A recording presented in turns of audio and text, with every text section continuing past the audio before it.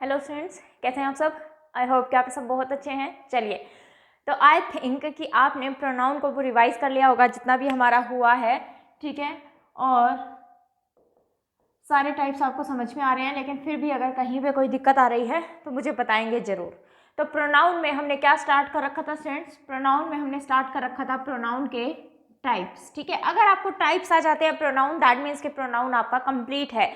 इसके अलावा प्रोनाउन और कुछ भी नहीं है। अगर आपको टाइप्स बहुत अच्छे से समझ में आ जाते हैं तो प्रोनाउन आपको जो है, मान लो कि आपको प्रोनाउन इजीली जो है वो समझ में आ गया, ठीक है। तो प्रोनाउन के टाइप्स की अगर हम बात करें तो हम कौन कौन से कंप्लीट कर चुके हैं फ्रेंड्स? पर्सनल प्रोनाउन मैं आपको करा चुकी हूँ, पोजेसिव प्रोनाउन मैं आपको करा चुकी हूँ, ठीक है। उसके अलावा अगर हम बात करें तो डेमोन्स्ट्रेटिव प्रोनाउन मैंने आपको करा दिया था, डिस्ट्रीब्यूटिव प्रोनाउन करा दिया था, और रेसिप्रोकल प्रोनाउन मैंने करा दिया था। इतना हमारा हो चुका है। नेक्स्ट जो हेडिंग बनाएंगे, टाइप जो भी नंबर है वो आप लोग देख लेना। नेक्स्ट हेडिंग लिखेंगे students reflexive pronoun, reflexive pronoun, ठीक है। नेक्स्ट हेडिंग बनाएंगे रिफ्लेक्सिव प्रोनाउन। ओके, देखो वापस से रटने की जरूरत नहीं है, आपको नाम से ही समझ में आ जाएगा। रिफ्लेक्स का क्या मतलब होता है? अगर मैं कहूं कि मिरर है हमारे सामने, एक मिरर है, ठीक है, कि मान लो ये एक मिरर है और यहाँ पे आप खड़े हो या फिर कोई भी पर्सन खड़ा है, तो मुझे ये बताइए कि ये अपने आप का इसमें रिफ्लेक्शन देख पाएगा? मिरर में, शीशे में अपने आप का रिफ्लेक्शन देखेगा या खुद को रियल ही देख लेगा? रियल तो ये है, रियल तो ये है, तो ये अपना रिफ्लेक्शन देखेगा या यहाँ पे भी रियल ही दिख जाएगा? नहीं, रियल तो ये है, तो दैट मीन्स कि वो क्या देख रहा है? अपना रिफ्लेक्शन देख रहा है। तो इस मिरर के अंदर कोई भी पर्सन जो है अपना क्या देखेगा? रिफ्लेक्शन देखेगा। बस यही बात आपको समझ में आनी चाहिए। तो अगर ये बात आपको समझ में आ जाती है, दैट मीन्स रिफ्लेक्सिव प्रोनाउन आपको है वो जो है पूरा समझ में आ गया, ठीक है। तो रिफ्लेक्सिव प्रोनाउन वही होते हैं स्टूडेंट्स जहां पे जो हमारा सब्जेक्ट गिवन है, ठीक है, और वर्ब हमें गिवन है, वर्ब के बाद हमें एक ऑब्जेक्ट चाहिए, लेकिन ऑब्जेक्ट हमें गिवन नहीं है। तो जब हमें ऑब्जेक्ट गिवन ना हो तो उसकी जगह पे हम क्या यूज कर लेते हैं? रिफ्लेक्सिव प्रोनाउन यूज कर लेते हैं, ठीक है। फॉर एग्जाम्पल अगर मैं बोलूं तो इसके लिए, एग्जाम्पल बाद में देखेंगे, इसके लिए आपको क्या दिमाग में रखना है? एक वर्ड दिमाग में रखना है। जब मैं आपको वर्ब टॉपिक कराऊंगी तब भी इसके बारे में बताऊंगी। Transitive verb, transitive verb. Transitive verbs आपकी वो वर्ब्स होती हैं स्टूडेंट्स जिनको अपने बाद हमेशा ही एक ऑब्जेक्ट चाहिए, ठीक है। दैट मीन्स कि ऑब्जेक्ट के बिना उनका मीनिंग जो है वो कंप्लीट नहीं होगा। ट्रांजिटिव वर्ब्स वो वर्ब्स होती हैं जिनको अपने बाद हमेशा ही क्या चाहिए? एक ऑब्जेक्ट चाहिए। अगर ऑब्जेक्ट नहीं लिखेंगे तो सेंटेंस का जो मीनिंग है वो कंप्लीट नहीं होगा। फॉर एग्जाम्पल अगर मैं बोलूं कि ही एट, उसने खाया, तो हम कहेंगे क्या? ये तो बताओ क्या खाया? दैट मीन्स कि यहाँ पे इस सेंटेंस का मीनिंग पूरा करने के लिए हमें क्या चाहिए? एक ऑब्जेक्ट चाहिए। तो अगर मैं बोल दूं ही एट एन एप्पल, उसने एक एप्पल खाया, उसने एक एप्पल खाया, तो दैट मीन्स कि ये आपकी कैसी वर्ब हुई? ट्रांजिटिव वर्ब हुई। ये कैसी वर्ब हुई? ट्रांजिटिव वर्ब हुई, क्योंकि इसको अपने बाद क्या चाहिए था? एक ऑब्जेक्ट चाहिए था, ठीक है। और जिस वर्ब को ऑब्जेक्ट नहीं चाहिए हो, दैट मीन्स कि बिना ऑब्जेक्ट के ही सेंटेंस का मीनिंग अगर पूरा है, तो वो आपकी कौन सी वर्ब बन जाती है? इनट्रांजिटिव वर्ब बन जाती है। वर्ब में वापस से हम इसके बारे में बात करेंगे, ठीक है। तो फॉर एग्जाम्पल अगर मैं बोलूं कि शी स्लेप्ट, वह सो गई, शी स्लेप्ट, वह सो गई, दैट मीन्स कि हमें कोई भी ऑब्जेक्ट की जरूरत नहीं है। सेंटेंस जो है वो अपने आप में कंप्लीट है, और सेंटेंस अगर अपने आप में कंप्लीट है तो स्लेप्ट कैसी वर्ब होगी स्टूडेंट्स? आपकी इनट्रांजिटिव वर्ब होगी। कैसी वर्ब होगी? इनट्रांजिटिव वर्ब होगी आपकी, ठीक है। तो जिन वर्ब्स को ऑब्जेक्ट चाहिए दैट इज ट्रांजिटिव वर्ब, जिन वर्ब्स को ऑब्जेक्ट नहीं चाहिए दैट इज इनट्रांजिटिव वर्ब। किसी भी वर्ब का आपका रट्टा नहीं मारना है कि ये ट्रांजिटिव है या इनट्रांजिटिव, सिंपल ये देखो कि उसके बाद उसे ऑब्जेक्ट चाहिए या नहीं। फॉर एग्जाम्पल अगर मैं बोलूं कि चिल्ड्रन फ्लाई, और एक मैं बोल रही हूँ बर्ड्स फ्लाई, चिल्ड्रन फ्लाई और एक मैं बोल रही हूँ बर्ड्स फ्लाई, तो मीनिंग देखो कौन से का पूरा आ रहा है? पक्षी उड़ते हैं। बिल्कुल सही बात है, पूरा मीनिंग आ रहा है हमारे पास, पक्षी उड़ते हैं। तो दैट मीन्स कि जो फ्लाई है आपकी वो यहाँ पे कैसी वर्ब हुई? इनट्रांजिटिव वर्ब हुई। कैसी वर्ब हुई? इनट्रांजिटिव वर्ब हुई, क्योंकि मीनिंग जो है वो सेंटेंस का कंप्लीट है, हमें कोई भी ऑब्जेक्ट की जरूरत नहीं है। लेकिन अगर ऊपर वाले में बात करूं तो इसका मीनिंग ये तो नहीं आ रहा कि बच्चे उड़ते हैं, क्योंकि बच्चे तो उड़ ही नहीं सकते, लेकिन इसका मीनिंग ये आ रहा है कि बच्चे उड़ाते हैं। तो बच्चे क्या उड़ाते हैं ये तो हमें बताना पड़ेगा ना। दैट मीन्स कि चिल्ड्रन फ्लाई व्हाट, हमें बताना पड़ेगा कि बच्चे क्या उड़ाते हैं। तो फॉर एग्जाम्पल अगर मैं लिख दूं children fly kites, children fly kites, तो इस फ्लाई का ये क्या बन गया स्टूडेंट्स, ऑब्जेक्ट बन गया। तो दैट मीन्स कि इस फ्लाई को ऑब्जेक्ट की जरूरत थी, तो ये बनी ट्रांजिटिव वर्ब, और नीचे वाले सेंटेंस में फ्लाई को ऑब्जेक्ट की जरूरत नहीं थी, तो ये क्या बनी, इंट्रांजिटिव वर्ब। इसीलिए मैं बोल रही हूँ कि आपको किसी भी वर्ब का रट्टा नहीं लगाना है कि ये पर्टिकुलर वर्ब्स ट्रांजिटिव वर्ब होती हैं, ये पर्टिकुलर वर्ब्स इंट्रांजिटिव वर्ब होती है। सिर्फ आपको सिंपली, क्योंकि आपने देखा वर्ब सेम है, लेकिन एक सेंटेंस में काम किया ट्रांजिटिव वर्ब का और एक सेंटेंस में काम किया इंट्रांजिटिव वर्ब का, तो हम कितनी वर्ब्स को रटेंगे। बात समझ में आई? एक बार इसको नोट डाउन कर लीजिए, फिर वापस से हम रिफ्लेक्सिव प्रोनाउन पे आते हैं। अगर इतनी बात हमें समझ में आई तो वापस से हम रिफ्लेक्सिव प्रोनाउन पे आ जाते हैं। ठीक है, चलिए स्टूडेंट्स, तो हमने देखा कि ट्रांजिटिव वर्ब्स को अपने बाद एक ऑब्जेक्ट चाहिए। तो अगर हमें ऑब्जेक्ट गिवन ना हो, अगर हमें ऑब्जेक्ट गिवन ना हो तो हम अपनी मर्जी से किसी भी वर्ड को या किसी भी नाउन को या किसी भी चीज को हम खुद की मर्जी से तो ऑब्जेक्ट नहीं बना सकते। ठीक है, खुद की मर्जी से तो ऑब्जेक्ट नहीं बना सकते, तो दैट मीन्स कि वहां पे हम क्या यूज कर लेते हैं, उसका ही रिफ्लेक्शन यूज कर लेते हैं। जो भी हमारा सब्जेक्ट है उसी का रिफ्लेक्शन यूज कर लेते हैं, तो दैट मीन्स के रिफ्लेक्सिव प्रोनाउन यूज कर लेते हैं। अगर मैं बात करूं तो आई के लिए जो रिफ्लेक्सिव प्रोनाउन यूज होता है वो क्या यूज होता है स्टूडेंट्स, माई सेल्फ। ये टेबल साथ साथ लिखते चलिए। ऐसे ही वी के लिए अगर मैं बात करूंगी तो वो हो जाएगा अवर सेल्स, क्योंकि प्लूरल होता है, प्लूरल के लिए सेल्फ का किस में चेंज हो जाता है, सेल्स में। यू की बात करूं तो यू मैंने आपको समझाया था कि ये सिंगुलर भी होता है और प्लूरल भी होता है। अगर सिंगुलर की सेंस है तो हम योर सेल्फ यूज करेंगे, और अगर हमारे पास प्लूरल की सेंस आ रही है तो हम क्या यूज कर लेंगे, योर सेल्स यूज कर लेंगे। ठीक है, ऐसे ही अगर मैं बात करूं ही की, तो ही के लिए स्टूडेंट्स हम यूज करेंगे हिमसेल्फ। ठीक है, शी के लिए अगर मैं बात करूं तो शी के लिए यूज होगा हर सेल्फ। इट के लिए अगर मैं बात करूं तो इट के लिए हम यूज करेंगे इट सेल्फ। ओके, और ऐसे ही अगर मैं दे की बात करूं तो दे क्या हो जाएगा, देम सेल्स। दे क्या हो जाएगा, देम सेल्स। ठीक है, क्योंकि दे भी हमारा प्लूरल प्रोनाउन होता है, और प्लूरल प्रोनाउन होता है तो सेल्फ की जगह हमें क्या यूज करना पड़ेगा, सेल्स ही यूज करना पड़ेगा यहाँ पे हमें। ओके, तो ये एक बार ये टेबल बना लीजिए, फिर हम एग्जांपल्स देखते हैं कि किस तरीके से हमें इनको यूज करना है। तो आई थिंक इसका बेसिक आपको क्लियर है, रिफ्लेक्सिव प्रोनाउन के हम क्या कहते हैं ये आपने नोट डाउन कर लिया होगा। इसको मैं रब कर देती हूँ। चलिए अब कुछ एग्जांपल्स देखते हैं कि किस तरीके से हमें रिफ्लेक्सिव प्रोनाउन जो है वो यूज करना है। ठीक है, आप बताएंगे कि वहां पे रिफ्लेक्शन की जरूरत है या फिर नहीं।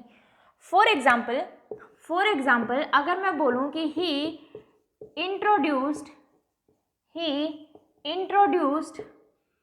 To the CM, he introduced to the CM, उसने सीएम को जो है इंट्रोड्यूस किया। तो दैट मीन्स कि हमें यहाँ पे दिमाग में सोचना पड़ रहा है कि यार इसने किसको इंट्रोड्यूस किया होगा, है ना। उसने सीएम को इंट्रोड्यूस तो किया, लेकिन किसको इंट्रोड्यूस किया, भाई खुद को इंट्रोड्यूस किया या किसी और को इंट्रोड्यूस किया, ये तो हमें पता नहीं लग रहा। दैट मीन्स कि यहाँ पे मेरे पास क्या आ जाता है, एक क्वेश्चन मार्क आ जाता है, और क्वेश्चन मार्क आ जाता है तो दैट मीन्स कि ही इंट्रोड्यूस्ड whom। ठीक है, किसको इंट्रोड्यूस किया ये तो बताओ, क्या चीज उसने सीएम को इंट्रोड्यूस की उसके बारे में बताओ। तो दैट मीन्स कि यहाँ पे हमें किसकी जरूरत है, एक ऑब्जेक्ट की जरूरत है। लेकिन मुझे बताइए स्टूडेंट्स, क्या हमें यहाँ पे कोई ऑब्जेक्ट गिवन है, नहीं, कोई भी ऑब्जेक्ट हमें गिवन नहीं है, और कोई भी ऑब्जेक्ट गिवन नहीं है तो दैट मीन्स जो मेरा सब्जेक्ट गिवन है उसी का रिफ्लेक्शन हम यहाँ पे क्या कर लेंगे, यूज कर लेंगे एज एन ऑब्जेक्ट। तो इसी का अगर मैं रिफ्लेक्शन यहाँ पे यूज करूं तो मैं सेंटेंस क्या बनाऊंगी, he introduced himself to the CM.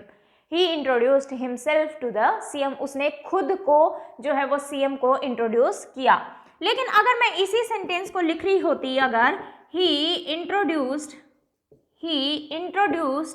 Me to the CM, उसने मुझे इंट्रोड्यूस किया सीएम को, उसने मुझे इंट्रोड्यूस किया सीएम को। दैट मीन्स कि ऑब्जेक्ट जो है वो ऑलरेडी गिवन है, हमारे सेंटेंस में ऑलरेडी हमें दे रखा है। तो हमें ये नहीं करना कि मी को काट के तो हमें हिमसेल्फ करना है, क्योंकि यहाँ पे तो ऑब्जेक्ट की जरूरत है, हमें ट्रांजिटिव वर्ब गिवन है। तो अगर ऑब्जेक्ट पहले से गिवन है तो बिल्कुल सही बात है, लेकिन अगर ऑब्जेक्ट गिवन नहीं है तो हम उसका क्या यूज कर लेंगे, रिफ्लेक्सिव प्रोनाउन हम यहाँ वहाँ पे यूज कर लेंगे। फॉर एग्जाम्पल अगर मैं बोलूँ कि शी हर्ट, उसने किसको हर्ट किया, उसने खुद को नुकसान, किसको नुकसान पहुंचाया। दैट मीन्स कि अगर मैं बोलती शी हर्ट मी, उसने मुझे हर्ट किया, तो दैट मीन्स कि ऑब्जेक्ट हमें गिवन है, लेकिन यहाँ पे कुछ भी गिवन नहीं है, तो हम सिंपली इसी का रिफ्लेक्शन यूज कर लेंगे, और शी का रिफ्लेक्शन क्या होता है, हरसेल्फ। तो सेंटेंस क्या बनेगा, शी हर्ट हरसेल्फ, उसने खुद को नुकसान पहुंचाया, उसने खुद को जो है वो हर्ट किया। तो अगर मैं यहाँ से आपको बोलूँ, तो जब भी आप रिफ्लेक्सिव प्रोनाउन की सेंस, रिफ्लेक्सिव प्रोनाउन का मीनिंग देखेंगे, तो वो मीनिंग आपके पास हमेशा निकल के आ रहा होगा खुद को। वो मीनिंग आपके पास हमेशा क्या निकल के आ रहा होगा, खुद को। ठीक है, इस बात का हमेशा ध्यान रखना है आपको। चलिए, अब कई स्टूडेंट्स क्या करते हैं, इस चीज का रट्टा मार लेते हैं कि जब भी हमारे पास ट्रांजिटिव वर्ब आ रही हो, तो उसके बाद हम क्या लगा देंगे, रिफ्लेक्सिव प्रोनाउन लगा देंगे। रिफ्लेक्सिव प्रोनाउन लगा देंगे। मुझे बताइए, क्या आप रिफ्लेक्सिव प्रोनाउन लगा देंगे? जो अभी थोड़ी देर पहले मैंने सेंटेंस लिखा था, ही एट, एट बिल्कुल यहाँ पे ट्रांजिटिव वर्ब है, एट बिल्कुल यहाँ पे ट्रांजिटिव वर्ब है, लेकिन क्या आप यहाँ पे रिफ्लेक्शन लगा सकते हो, ही एट हिमसेल्फ, वह खुद को ही खा गया, ही एट हिमसेल्फ, वह खुद को ही खा गया। नॉनसेंस बात है, कोई सेंस नहीं निकल के आ रही। तो है तो ये ट्रांजिटिव वर्ब, लेकिन हमें इसकी सेंस भी तो देखनी पड़ेगी ना, कि हमारे पास सेंस निकल के आ भी रही है या नहीं। तो ये गलती आपने कभी भी नहीं करनी है। ठीक है, तो यहाँ हमें ऑब्जेक्ट की जरूरत है, लेकिन रिफ्लेक्सिव प्रोनाउन यहाँ पे इसका ऑब्जेक्ट नहीं बन सकता, क्योंकि हमारे पास सेंटेंस का मीनिंग नहीं निकल के आएगा, सेंटेंस की सेंस नहीं निकल के आएगी। तो उसने कुछ चीज ही खाई होगी, फ्रूट खाया हो, वेजिटेबल खाया हो, फूड खाया हो, व्हाटएवर, कुछ भी खाया हो, लेकिन वो खुद को नहीं खा सकता। तो इस बात का आपको स्पेशली ध्यान रखना है कि ट्रांजिटिव वर्ब के बाद बिल्कुल अगर आपको ऑब्जेक्ट गिवन नहीं है, तो आप रिफ्लेक्सिव प्रोनाउन लगा सकते हैं, लेकिन वो आप तभी लगाएंगे जब आपके पास पूरा मीनिंग आ रहा हो। अगर मीनिंग ही नहीं आ रहा, तो दैट मीन्स कि हम वहां पे रिफ्लेक्सिव प्रोनाउन को यूज नहीं करेंगे, वहां पे हमें कुछ और ही ऑब्जेक्ट यूज करना पड़ेगा। तो रिफ्लेक्सिव प्रोनाउन का जो आपके पास हमेशा ही मीनिंग निकल के आएगा, वो क्या निकल के आएगा स्टूडेंट्स, खुद को निकल के आएगा। तो आई थिंक ये बात आपको जो है वो समझ में आ गई है कि रिफ्लेक्सिव प्रोनाउन क्या होता है। अगर कोई ऐसी वर्ब आपके पास आ रही है जिसका मीनिंग बिना ही ऑब्जेक्ट के कंप्लीट है, तो वहां हमें रिफ्लेक्सिव प्रोनाउन लगाने की जरूरत नहीं है। फॉर एग्जाम्पल अगर मैं बोलूं कि ही हिड, वह छुप गया। अब ये थोड़ी ना बोलेंगे कि उसने खुद को छुपा लिया, खुद को कैसे छुपाएगा भाई, ठीक है, खुद को थोड़ी ना छुपा सकते हैं। सिंपल बोलेंगे हम कि वह छुप गया। ठीक है, तो दैट मीन्स कि यहाँ हमें हिमसेल्फ की जरूरत नहीं है। तो हमेशा हमें सेंस देखनी है कि हमें वहां पे रिफ्लेक्सिव प्रोनाउन की जरूरत है भी या नहीं। तो अगर आपके पास ऐसी कोई वर्ब आ जाए कि जहां पे आप क्या नहीं लगा सकते, रिफ्लेक्सिव प्रोनाउन नहीं लगा सकते, ऐसे ही अगर मैं बोलूं कि ही बाथ्ड हिमसेल्फ, उसने खुद को नहला लिया, उसने खुद को नहला लिया, कोई सेंस है? हम सिंपल बोलेंगे कि वह नहा लिया, है ना, ठीक है, उसने नहाया, वह नहा लिया, सीधा बोलेंगे। तो दैट मीन्स कि वहां भी हमें रिफ्लेक्सिव प्रोनाउन की जरूरत नहीं है। तो सेंस आपको हमेशा देखनी है कि वहां पे रिफ्लेक्सिव प्रोनाउन की सेंस आ भी रही है कि नहीं, कि हम फालतू में ही वहां पे ऑब्जेक्ट को घुसाए जा रहे हैं। ठीक है, आई थिंक रिफ्लेक्सिव प्रोनाउन आपको समझ में आ गया है। तो हमेशा ही अगर आप मीनिंग देख लेंगे तो आपको दिक्कत जो है वो नहीं आएगी। ठीक है, इसके बाद रिफ्लेक्सिव प्रोनाउन के बाद नेक्स्ट हेडिंग बनाएंगे एम्फेटिक प्रोनाउन। एम्फेटिक प्रोनाउन, अब एम्फेटिक का मतलब ही होता है बात को जोर देकर कहना, किसी भी बात को जोर देकर कहना। दैट मीन्स कि टू इंटेंसिफाई समथिंग। ठीक है, एम्फेटिक का मतलब क्या होता है, टू इंटेंसिफाई, बात को जोर देकर कहना क्या कहलाता है, आपका एम्फेटिक प्रोनाउन कहलाता है। फॉर एग्जाम्पल अगर मैं बोलूं कि आई डिड माई वर्क, मैंने जो है वो मेरा काम किया, मैंने अपना काम किया। सिंपल एक नॉर्मल सेंटेंस है, मैंने अपना काम किया। लेकिन अगर एक सेंटेंस में बोलूं कि आप मतलब कोई मुझे कुछ कह रहा है कि नहीं ये काम तो शायद पता नहीं किसने कर दिया होगा, फिर मैं क्या कहती हूँ कि नहीं ये काम तो मैंने खुद किया है। दैट मीन्स मैंने वहां क्या वर्ड ऐड कर दिया स्टूडेंट्स, खुद वर्ड ऐड कर दिया। और खुद वर्ड ऐड कर दिया तो वो मैंने किस लिए ऐड किया है, बात को जोर देकर कहने के लिए कि मैंने मेरा काम खुद किया है। ठीक है, तो दैट मीन्स कि अगर मैं बोल दूं कि I myself did my work, मैंने खुद मेरा काम किया है, मैंने खुद मेरा काम किया है। तो यहां से ध्यान दो स्टूडेंट्स, जो आपके रिफ्लेक्सिव प्रोनाउन होते हैं वही सेम आपके एम्फेटिक प्रोनाउन होते हैं। जो आपके रिफ्लेक्सिव प्रोनाउन होते हैं वही सेम आपके क्या होते हैं, एम्फेटिक प्रोनाउन होते हैं। लेकिन दोनों में डिफरेंस क्या है कि ये हम एज एन ऑब्जेक्ट यूज करते हैं और ये सिर्फ इंटेंसिफाई करने के लिए यूज होता है, ठीक है। तो यहाँ से अगर मैं इसको नहीं भी लिख रही थी तो भी मेरा सेंटेंस जो है वो पूरा सही बन रहा था, मीनिंग निकल के आ रहा था। तो सिर्फ मैंने बात को जोर देने के लिए जोर देना चाहती थी मैं बात पे, इसलिए मैंने क्या लगा लिया, एम्फेटिक प्रोनाउन लगा लिया। अब बात यह आती है कि हम रिफ्लेक्सिव प्रोनाउन और एम्फेटिक प्रोनाउन को पहचानेंगे कैसे, कि कब वो रिफ्लेक्सिव प्रोनाउन है और कब वो एम्फेटिक प्रोनाउन है। तो ध्यान दीजिए स्टूडेंट्स, इसको हमने कैसे यूज किया, रिफ्लेक्सिव प्रोनाउन को एज एन ऑब्जेक्ट यूज किया। और अगर एज एन ऑब्जेक्ट यूज किया तो दैट मीन्स कि ये हमेशा ही किसके बाद लिखा जाएगा, वर्ब के जस्ट बाद लिखा जाएगा। ये किसके बाद लिखा जाएगा स्टूडेंट्स, वर्ब के जस्ट बाद लिखा जाएगा, ठीक है, क्योंकि वर्ब के बाद ही आपका क्या आता है, ऑब्जेक्ट आता है, ठीक है। ये सारी बातें आपको क्लियर हैं ऑलरेडी, मुझे दोबारा से बताने की जरूरत नहीं है। सब्जेक्ट ऑब्जेक्ट क्या होता है, किसकी पोजीशन क्या होती है, कहाँ पे क्या आएगा, पार्ट्स ऑफ स्पीच से आपने देखना शुरू किया है फर्स्ट लेक्चर से, तो ये सारी चीजें आपको क्लियर है। लेकिन अगर मैं बात करूं एम्फेटिक प्रोनाउन की, तो देखो वर्ब को मैं बाद में लिख रही हूं, इसको मैं कहाँ लिख रही हूं, सब्जेक्ट के जस्ट बाद। तो जब हम बात करेंगे एम्फेटिक प्रोनाउन की तो ये किसके बाद आ रहा होगा, सब्जेक्ट के जस्ट बाद लिखा जाएगा। कहाँ लिखा जाएगा, सब्जेक्ट के जस्ट बाद लिखा जाएगा। या फिर अगर मैं कहूँ तो एम्फेटिक प्रोनाउन आएगा आपका जहाँ पे सेंटेंस खत्म हो रहा है उसके बिल्कुल लास्ट में, दो जगह पे आ सकता है। एम्फेटिक प्रोनाउन की दो पोजीशंस हो सकती है, एक तो सब्जेक्ट के जस्ट बाद और एक जहाँ पे सेंटेंस आपका पूरा खत्म हो गया उसके बाद। फॉर एग्जाम्पल अगर मैं इसी सेंटेंस को लिख देती, I did my work my self, I did my work my self, ठीक है। तो आई डिड व्हाट, मैंने क्या किया, मेरा काम। तो ऑब्जेक्ट तो मेरे सेंटेंस का क्या है, माई वर्क, मैंने मेरा काम किया खुद। तो दैट मीन्स कि ये भी क्या है आपका एम्फेटिक प्रोनाउन और ये भी क्या है आपका एम्फेटिक प्रोनाउन। तो एम्फेटिक प्रोनाउन की दो पोजीशंस हो सकती हैं, एक सब्जेक्ट के बाद और एक सेंटेंस के एंड में। लेकिन रिफ्लेक्सिव प्रोनाउन की पोजीशन हमेशा ही कहाँ होगी, वर्ब के जस्ट बाद होगी। अगर इतनी बात आपको समझ में आ जाती है तो दैट मीन्स कि आपको रिफ्लेक्सिव प्रोनाउन और एम्फेटिक प्रोनाउन जो है वो क्लियर है, ठीक है। चलिए, तो एक सेंटेंस मैं आपके पास लिख रही हूँ, आप लोग मुझे बताएंगे कि वहाँ पे वो रिफ्लेक्सिव प्रोनाउन का काम कर रहा है या फिर एम्फेटिक प्रोनाउन का काम कर रहा है, ठीक है। तो फॉर एग्जाम्पल अगर मैं बोलूँ कि she herself went there, she herself went there, ठीक है। तो आपको herself के बारे में बताना है कि ये रिफ्लेक्सिव प्रोनाउन है या एम्फेटिक प्रोनाउन है। एक बार वीडियो को पॉज करके सॉल्व करने की कोशिश करेंगे। तो ये मैं कहाँ लिख रही हूँ स्टूडेंट्स, सब्जेक्ट के जस्ट बाद लिख रही हूँ। और अगर सब्जेक्ट के जस्ट बाद लिख रही हूँ तो दैट मीन्स कि यहाँ पे मीनिंग क्या है आपका, या फिर मैं बोलूँ किस प्रोनाउन का काम कर रहा है, एम्फेटिक प्रोनाउन का काम कर रहा है, क्योंकि मैंने इसको कहाँ लिखा है, सब्जेक्ट के जस्ट बाद लिखा है। तो मैं कह रही हूँ कि वह खुद वहाँ गई, वह खुद वहाँ गई। तो ध्यान रखना, जब भी आपको एम्फेटिक प्रोनाउन का सेंस आ रहा होगा तो वहाँ पे मीनिंग आपके पास निकल के आएगा खुद। वहाँ पे मीनिंग क्या निकल के आएगा, खुद। ये दो बातें आपको ध्यान रखनी है। रिफ्लेक्सिव प्रोनाउन क्या होता है, खुद को, और एम्फेटिक प्रोनाउन क्या होता है आपका, खुद। एम्फेटिक प्रोनाउन क्या होता है, खुद, ठीक है। तो इन दो बातों का आपको इनके लिए ध्यान रखना है, रिफ्लेक्सिव प्रोनाउन के लिए और एम्फेटिक प्रोनाउन के लिए। तो आई थिंक ये बातें आपको समझ में आ गई हैं। इसके बाद हम नेक्स्ट टाइप देखते हैं। चलिए, इसके बाद हम नेक्स्ट टाइप की बात करते हैं। नेक्स्ट टाइप है आपका relative pronoun. Relative pronoun, next heading बनाएंगे रिलेटिव प्रोनाउन। अब इसका भी देखो, आपको डेफिनेशन रटने की जरूरत नहीं है। डेफिनेशन रटने की आपको बिल्कुल भी जरूरत नहीं पड़ेगी, मैं हर चीज का कॉन्सेप्ट आपको पीछे बता रही हूँ। रिलेटिव, रिलेट का मतलब क्या होता है, रिलेट करना, रिलेशन बताना, ठीक है। जैसे कि मैं कहती हूँ कि ये मेरे रिलेटिव्स हैं, तो दैट मीन्स कि वो मेरे रिलेशन में है।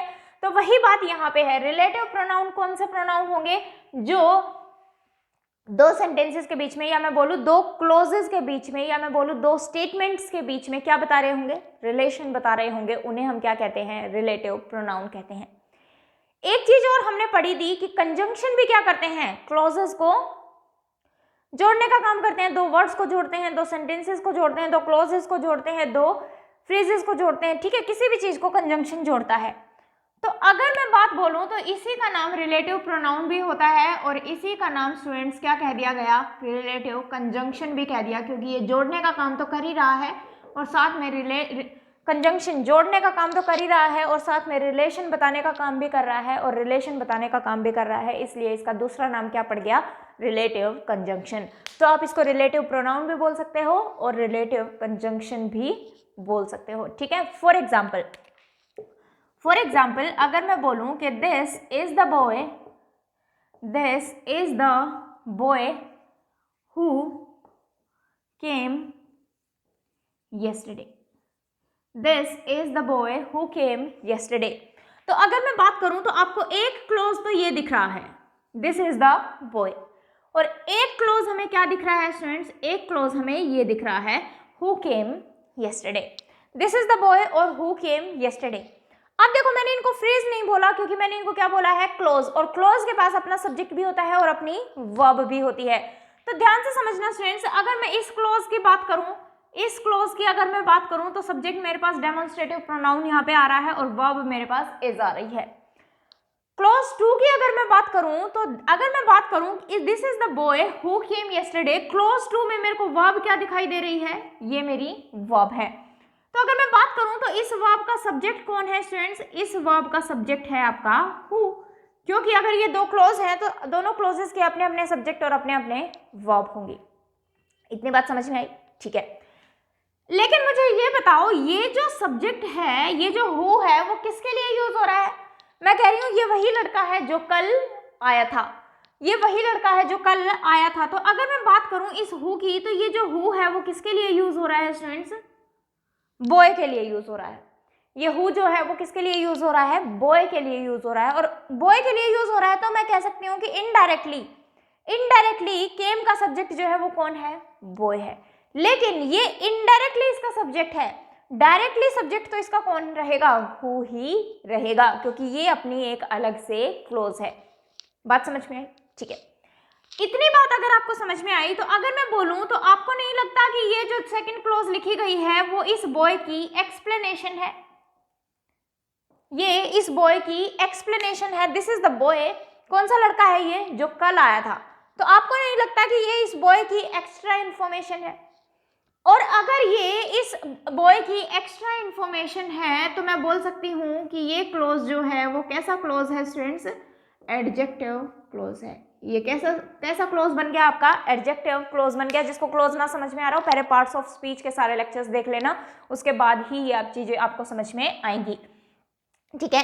तो जो नाउन या प्रोनाउन को एक्सप्लेन करता है, या मैं बोलूँ जो नाउन या प्रोनाउन को एक्स्ट्रा मीनिंग देता है, उसे हम क्या कहते हैं, एडजेक्टिव। और यहाँ पे हमारे पास पूरा एक क्लोज आ रहा है, तो ये आपका कौन सा क्लोज बन गया, एडजेक्टिव क्लोज बन गया। ये बात ध्यान रखना, ठीक है। तो अगर मैं यहाँ पे हु की बात करूँ तो हु आपके पास क्या है स्टूडेंट्स, रिलेटिव प्रोनाउन है, क्योंकि ये रिलेट करने का काम कर रहा है। यहाँ जोड़ने का काम तो हो ही रहा है, साथ में रिलेट करने का काम भी हो रहा है। किससे रिलेट कर रहा है, ये बॉय से रिलेट कर रहा है आगे वाले सेंटेंस को। तो ये रिलेटिव प्रोनाउन है और यही आपका क्या है, रिलेटिव कंजंक्शन भी है, क्योंकि ये दो को जोड़ने का भी काम कर रहा है। बात समझ में आई। दूसरी बात, ये जो आपका रिलेटिव प्रोनाउन से जो आपका नेक्स्ट क्लोज शुरू होगा, ये हमेशा ही किसका काम करेगा स्टूडेंट्स, एडजेक्टिव क्लोज का काम करेगा, ठीक है। इतनी डिटेल में सेट के लिए मुझे बताने की जरूरत नहीं थी, लेकिन आपको ये रिलेटिव प्रोनाउन तभी समझ में आएगा जब आपको ये बात समझ में आएगी, ठीक है ना। तो अगर मान लो, वो कोई जरूरी नहीं है, अभी पहली बार सेट का पेपर होने जा रहा है, तो क्या पता आपको इसी को अंडरलाइन करके पूछ लिया जाए कि ये किस टाइप का क्लोज है, तो आपको पता होना चाहिए कि ये एडजेक्टिव क्लोज है, ठीक है। एक बार इस बेसिक को नोट कर लीजिए, फिर हम आगे बात करते हैं। एक एक करके थोड़ा सा रिलेटिव कंजंक्शन या फिर मैं बोलूँ रिलेटिव प्रोनाउन को हम लोग देखेंगे, ठीक है। चलिए, आई थिंक आपने ये नोट कर लिया होगा। इसके बाद एक एक रिलेटिव प्रोनाउन की हम लोग बात करते हैं। तो सबसे पहली हेडिंग बना लीजिए, दैट इज हु एंड हुम। हु एंड हुम, सबसे पहला जो आपका रिलेटिव प्रोनाउन है वो लिखिए हु एंड हुम। हु एंड हुम, आपके सेट के लेवल के हिसाब से मैं चीजें करा रही हूँ, ठीक है। तो उसी हिसाब से आपको चीजें सीखनी है, अदरवाइज ये पूरे अपने आप में एक टॉपिक है, पूरा लेक्चर इन पे लग सकता है, ठीक है। 1.5 2 घंटे 2.5 घंटे इन पे मैं समझा सकती हूँ हु और हुम पे, लेकिन जितना आपके एग्जाम के लिए इंपॉर्टेंट है मैं आपको उतनी ही चीज़ें बता रही हूँ। तो हमेशा ध्यान रखना कि जब हम बात करते हैं सब्जेक्ट हु की, तो ये हमेशा ही किसका काम करेगा, as a relative pronoun subject का काम करेगा। और होम की अगर मैं बात करूं तो ये एज अ रिलेटिव प्रोनाउन हमेशा ही किसका काम करेगा, ऑब्जेक्ट का काम करेगा।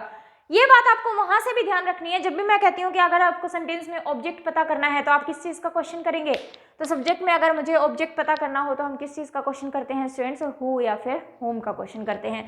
ठीक है, तो वही चीज है। तो हु या होम नहीं, व्हाट और होम का क्वेश्चन करते हैं ऑब्जेक्ट के लिए। तो हु से जब भी हम relative pronoun as a use कर रहे होंगे तो ये क्या होगा, सब्जेक्ट। और होम अगर रिलेटिव प्रोनाउन हम यूज कर रहे हैं तो वह क्या होगा, ऑब्जेक्ट होगा। इसकी मैं आपको सीधी सीधी एक ट्रिक भी बता दूंगी जिससे आपको ध्यान रहे कि वहां हु लगाना है या हूं। ठीक है, दूसरी बात आपको क्या याद करना है कि ये जो यूज होंगे ये सिर्फ पर्सन्स के लिए यूज होंगे, कभी भी एनिमल्स या थिंग्स के लिए हु और होम यूज नहीं होगा।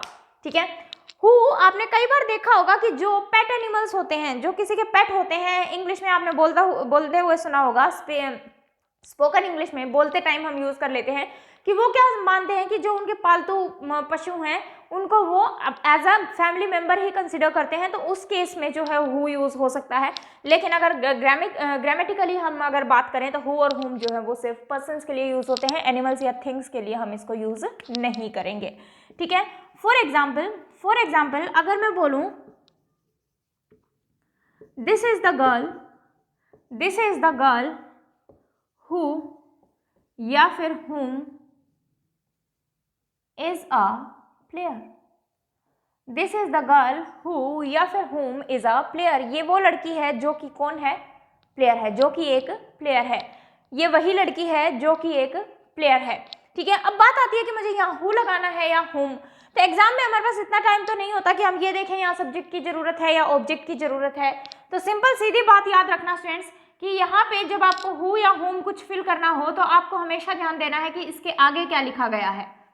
अगर इसके जस्ट बाद, अगर हु और whom के जस्ट बाद एक वर्ब लिखी गई है तो आप हमेशा ही हु को टिक करके आ जाइएगा। आपके एग्जाम के लेवल के हिसाब से मैं चीज़ ये बता रही हूँ, अदरवाइज मैं ये बात बच्चों को कभी भी नहीं बोलती कि आप इस तरीके से चीज़ों को याद करें। ठीक है, लेकिन हमारे एग्जाम का लेवल जो है वो इतना ही है, तो अगर आप सीधी सीधी बात भी सीख लेंगे that is more than sufficient. ठीक है, अदरवाइज अगर ये आपकी सीजीएल की प्रिपरेशन होती है, यूपीएससी की प्रिपरेशन होती, तो मैं इन चीज़ों को किसी और तरीके से बता रही होती। ओके, तो अगर इसके जस्ट बाद आपको वर्ब दिख रही है तो आप क्या टिक करेंगे, हु टिक करेंगे। और मैं वापस से बात करूं तो ये गर्ल को ही रिप्रेजेंट कर रहा है। ठीक है, तो गर्ल को ही रिप्रेजेंट कर रहा है, इस वर्ब का सब्जेक्ट क्या हुआ, हु, और ये जो हु है वो किसके लिए यूज हो रहा है, गर्ल के लिए, तो इनडायरेक्टली यही इसका सब्जेक्ट है। कॉन्सेप्ट भी मैं आपको इसके पीछे बता चुकी हूँ। ठीक है, एक सेंटेंस अगर मैं बोलूं this is the boy who या फिर whom I met yesterday, this is the boy who या फिर whom I met yesterday, ये वही लड़का है जिससे मैं कल मिली थी। ठीक है, अब ध्यान दो स्टूडेंट्स, यहाँ पे मुझे हु या whom फिल करना है, लेकिन इसके जस्ट बाद आपको क्या दिखाई दे रहा है, इसके जस्ट बाद आपको एक सब्जेक्ट दिखाई दे रहा है। ठीक है, इसके जस्ट बाद आपको क्या दिखाई दे रहा है, एक सब्जेक्ट आपको पता है वो नाउन भी हो सकता है या फिर प्रोनाउन भी हो सकता है। तो हु और whom के जस्ट बाद मुझे क्या दिखाई दिया, एक सब्जेक्ट दिखाई दिया और एक सब्जेक्ट दिखाई दिया, तो दैट मीन सब्जेक्ट तो गिवन है ही, तो वापस से हमें उससे पहले एक सब्जेक्ट लगाने की जरूरत नहीं है, क्योंकि हमें पता है हु जो है वो सब्जेक्ट का ही काम करता है। तो अगर सब्जेक्ट हमारे पास सबसे पहले से गिवन है तो वहां हमें दोबारा से सब्जेक्ट लगाने की जरूरत नहीं है। दैट मीन्स कि वहां हमें किस फॉर्म की जरूरत है, ऑब्जेक्टिव फॉर्म की जरूरत है। और अगर ऑब्जेक्टिव फॉर्म की जरूरत है तो वहां पे हम हु को काट के क्या कर देंगे, whom यूज कर लेंगे। ये दो बातें अगर आपको समझ में आ जाती हैं तो आपका क्वेश्चन जो है वो हु और whom से इजीली सॉल्व हो जाएगा।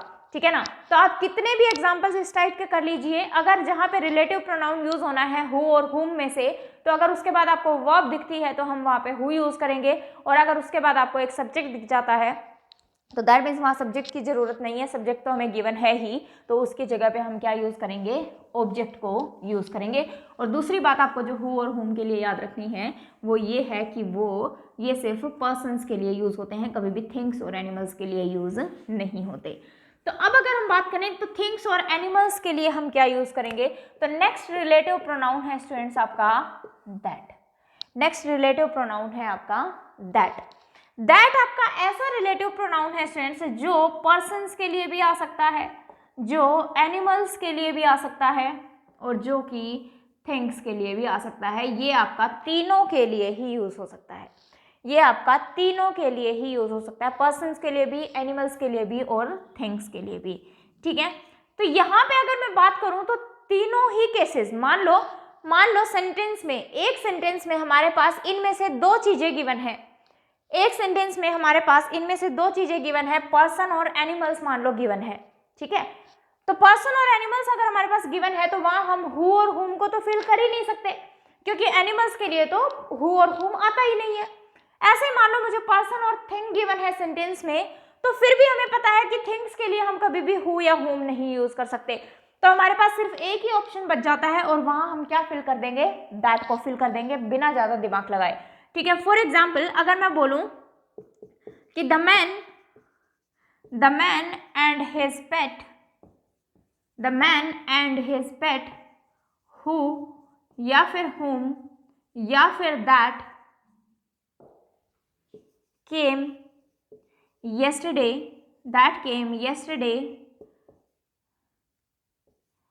is my neighbors. The man and his pet whom that came yesterday is my neighbors. ठीक है, जो मैन है और उसका पेट है वो जो कल आए थे वो मेरे क्या हैं, नेबर्स हैं। तो दैट मीन्स कि यहाँ हमें रिलेटिव प्रोनाउन एक फिल करना है, तो हु हुम दैट में से क्या फिल करेंगे। तो अगर मैं यहाँ पे बात करूँ तो आपने सिर्फ मैन को देखा तो आपके दिमाग में क्या आया कि ओहो हु और हुम आना चाहिए, और आगे हम देख लेते हैं, हमें वर्ब दिख रही है तो हुम यहाँ से कट जाएगा, हु बच जाएगा हमारे पास। लेकिन आगे एक चीज और भी तो देखो, इसको भी तो हमें रिलेट कराना पड़ेगा। तो दैट मीन्स एक तो पर्सन आ रहा है हमारे पास और एक क्या आ रही है, एनिमल आ रहा है, और एक पर्सन आ रहा है और एक एनिमल आ रहा है। तो दैट मीन्स कि यहाँ हम किसको टिक करेंगे स्टूडेंट्स, दैट को टिक करेंगे, क्योंकि तीनों के लिए ही हमारे पास सिर्फ और सिर्फ एक ही रिलेटिव प्रोनाउन है और वो है क्या, दैट। ठीक है, तो दैट जो है वो तीनों के लिए ही आ सकता है, तो वहां पे हम क्या फिल करेंगे, दैट फिल करेंगे। चलिए दो सेंटेंसेस और लिखिए, मुझे बताइए वहां क्या आना चाहिए, ऑल या फिर हु दैट ग्लिटर्स, ग्लिटर्स का मतलब होता है चमकना, all who that glitters is not gold, is not gold. और एक मैं बोल रही हूं ऑल हु या फिर दैट, ऑल या फिर हु या फिर that are interested in this, are interested ऐसे लिख लीजिए, doing this, are interested doing this project can submit their names, can submit their names. एक सेंटेंस मैंने आपके पास लिखा all who that glitters is not gold, और एक सेंटेंस मैंने लिखा all who that are interested doing this project can submit their names. चलिए स्टूडेंट्स, इस सेंटेंस की अगर मैं बात करूं तो मीनिंग क्या आ रहा है आपके पास, ऑल हर चमकती हुई चीज सोना नहीं होती, जो भी चीज चमकती है वो सोना नहीं होती। तो अगर मैं यहाँ पे बात करूं तो जो ऑल है स्टूडेंट्स वो किसके लिए यूज हुआ है, थिंग्स के लिए यूज हुआ है। किसके लिए यूज हुआ है, थिंग्स के लिए यूज हुआ है। और थिंग्स के लिए यूज हुआ है तो हमें पता है थिंग्स के लिए हम हु कभी भी यूज नहीं करते, हुम भी गिवन होता तो हुम भी नहीं आता यहाँ पे, तो हमारे पास एक ही चीज बचती है और वो क्या, दैट। तो हम यहाँ पे किसको टिक करते, दैट को टिक करते हैं। तो आपको हमेशा यही देखना है कि जो भी हमें सब्जेक्ट गिवन है वो जो है पर्सन के लिए यूज हो रहा है या थिंग्स के लिए यूज हो रहा है। यहाँ पे तो हमें अपने आप ही समझ आ रहा था, यहाँ पे हमें देखना पड़ेगा कि सॉरी जो सब्जेक्ट गिवन है वो किसके लिए यूज हो रहा है, तो थिंग्स के लिए। अब मैं कह रही हूँ जो भी इंटरेस्टेड है, सभी जो भी इंटरेस्टेड है इस प्रोजेक्ट को करने के लिए वो अपने नाम जो है वो सबमिट कर सकते हैं। तो अब चीजें तो नाम सबमिट करेंगी नहीं और चीजों से हम ये क्वेश्चन पूछेंगे भी नहीं, तो दैट मीन्स कि यहाँ जो ऑल यूज हो रहा है वो किसके लिए यूज हो रहा है, पर्सन्स के लिए यूज हो रहा है। ठीक है, स्टूडेंट्स हो सकते हैं, वो कैंडिडेट्स हो सकते हैं, कोई भी हो सकते हैं। तो दैट मीन्स कि यहाँ पे जो है पर्सन है, और पर्सन के लिए मुझे बताओ स्टूडेंट्स, पर्सन के लिए आपके पास हु हुम भी आ सकता है और पर्सन के लिए आपके पास दैट भी आ सकता है। तो दैट मीन्स कि यहाँ मुझे इसके बाद क्या दिख रही है, एक वर्ब दिख रही है, तो हुम तो आ नहीं सकता, तो यहाँ मुझे क्या लगाना है, हु, और पर्सन के लिए दैट भी आ सकता है, तो यहाँ पे हु भी सही है और आपका दैट भी सही है। तो यहाँ पे आपका हु भी सही होगा और दैट भी सही होगा। तो बस ये चीज़ें जो हैं वो आपको वहाँ पे ध्यान रखनी है, ठीक है। तो अगर हम इतना भी पढ़ लेते हैं रिलेटिव प्रोनाउन में तो that is more than sufficient हमारे एग्जाम पॉइंट ऑफ व्यू से, ठीक है। तो इनको चीज़ों को रिवाइज जरूर करते रहना। इसके बाद नेक्स्ट हेडिंग बनाइए रिलेटिव प्रोनाउन के बाद, और ये आपका लास्ट टाइप है प्रोनाउन का, that is interrogative pronoun. Interrogative pronoun, interrogative pronoun, ठीक है। और आपके रिलेटिव प्रोनाउन कौन से हो सकते हैं? और आपके रिलेटिव प्रोनाउन जो हो सकते हैं वो रिलेटिव प्रोनाउन और भी जो आपके हो सकते हैं वो हो सकते हैं विच या फिर हुज, विच या फिर हुज। तो विच आपको पता ही है, ठीक है, नहीं भी पता है तो लिख लीजिए। विच जो है वो हमेशा ही आपका थिंग्स के लिए यूज होता है या एनिमल्स के लिए यूज होता है, ये भी कभी पर्सन के लिए यूज नहीं होगा। तो ये दो और आपके रिलेटिव प्रोनाउन हो जाते हैं, लेकिन ज्यादातर जो क्वेश्चन आपसे पूछा जाता है वो हु, हुम और दैट से ही पूछा जाता है, ठीक है। नेक्स्ट हेडिंग बनाएंगे that is interrogative pronoun. Interrogative pronoun, अब इंटेरोगेटिव का मतलब क्या होता है? बिल्कुल सीधी सी बात है, क्वेश्चन मार्क। जहां पे हम क्वेश्चन पूछ रहे होंगे वो हमारा कैसा सेंटेंस होता है? इंटेरोगेटिव सेंटेंस होता है। तो इंटेरोगेटिव प्रोनाउन जो आपने रिलेटिव प्रोनाउन पढ़े, जो आपने रिलेटिव प्रोनाउन पढ़े वही आपके क्या होते हैं? इंटेरोगेटिव प्रोनाउन होते हैं। तो अगर मैं बात करूं इनकी तो यही आपके क्या हो जाएंगे? इंटेरोगेटिव प्रोनाउन हो जाएंगे अगर हम इनसे क्या कर रहे हैं? क्वेश्चन पूछ रहे हैं। बात वही सेम रहेगी। Who that means subject, as a subject use होता है। हुम जो है एज एन ऑब्जेक्ट यूज होता है। विच याद रखना स्टूडेंट्स, यहाँ पे जब हम एज एन इंटेरोगेटिव प्रोनाउन हम बात करते हैं तो हम बात करते हैं यहाँ पे सिलेक्शन की, या फिर मैं बात करूँ यहाँ पे हमारे पास क्या होती है? चॉइस होती है। सिलेक्शन की या फिर बात होती है चॉइस की। तो जब भी हमें कुछ सिलेक्ट करना हो, बहुत सारी चीज़ों में से कुछ सिलेक्ट करना हो या बहुत सारे लोगों में से कोई चॉइस है हमारे पास, तो हम वहाँ पे क्या यूज़ करेंगे? विच यूज़ करेंगे, हु हुम नहीं आएगा, ठीक है। और हुज आप याद रखना, हुज हम वहाँ पे यूज़ करते हैं जहाँ पे बात हो रही होती है ओनर की, मालिक की। किसकी बात हो रही होती है? ओनर की, मालिक की। और व्हाट का मतलब आपको पता ही है क्या। एग्जाम्पल्स देखते हैं, बताएंगे मुझे वहाँ क्या आना चाहिए। हु या फिर हुम wrote the रामायणा। हु या फिर whom wrote the Ramayana. Ramayan जो है वो किसने लिखी? रामायण जो है वो किसने लिखी? अब देखो, जब भी आप इस तरीके का क्वेश्चन सोल्व कर रहे हो और आपको नहीं पता लग रहा है यहाँ पे हु आना चाहिए या whom, तो एक बार इसका आंसर करके देख लो। एक बार इसका आंसर करके देख लो। तो मान लो मैं लिख रही हूं, मान लो यहाँ पे मैं लिख दूं तुलसीदास रोट दी रामायणा, रामचरितमानस जो लिखी थी, तो दैट मीन्स कि मुझे यहाँ पे क्या मिल रहा है? आंसर में एक सब्जेक्ट मिल रहा है। आगे तो सेंटेंस यही लिखा जाएगा। तो मुझे यहाँ पे आंसर में क्या मिला? तुलसीदास। दैट मीन्स कि मुझे यहाँ पे आंसर में सब्जेक्ट मिल रहा है, और सब्जेक्ट के लिए हम हुम को यूज नहीं करते, सब्जेक्ट के लिए हम क्या यूज करते हैं? हु यूज करते हैं।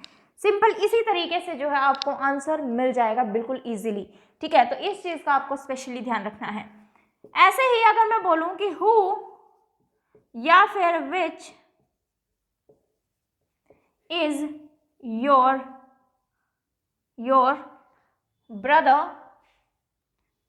who या फिर which is your brother among these boys, among these boys, who या फिर which is your brother among these boys। अब हमारे दिमाग में क्या आता है कि ओहो यहाँ पे तो बॉयज की बात हो रही है, दैट मीन्स कि पर्सन्स की बात हो रही है, और पर्सन्स के लिए तो हम रिलेटिव प्रोनाउन में हु यूज करते थे, विच तो जो है आपका एनिमल्स या थिंग्स के लिए आता था। लेकिन अभी अभी मैंने आपको क्या बताया कि जब हम विच की या फिर मैं बात करूं हु की इंटेरोगेटिव प्रोनाउन में, तो जब हमें सिलेक्शन करना हो या चॉइस बतानी हो तो दैट मीन्स वहां हम हु या हुम यूज नहीं करते, वहां हमें क्या यूज करना होता है? विच। तो मैं क्या कह रही हूँ कि इन लड़कों में से आपका भाई कौन है? तो दैट मीन्स मान लो 5 लड़के खड़े हैं या 10 लड़के खड़े हैं, उनमें से आपको ये बताना है कि आपका भाई कौन सा है। दैट मीन्स कि आप चॉइस कर रहे हैं या सिलेक्ट कर रहे हैं उनमें से, और उनमें से सिलेक्ट कर रहे हैं स्टूडेंट्स, तो कभी भी हु नहीं आएगा, आपको क्या लगाना है? विच लगाना है।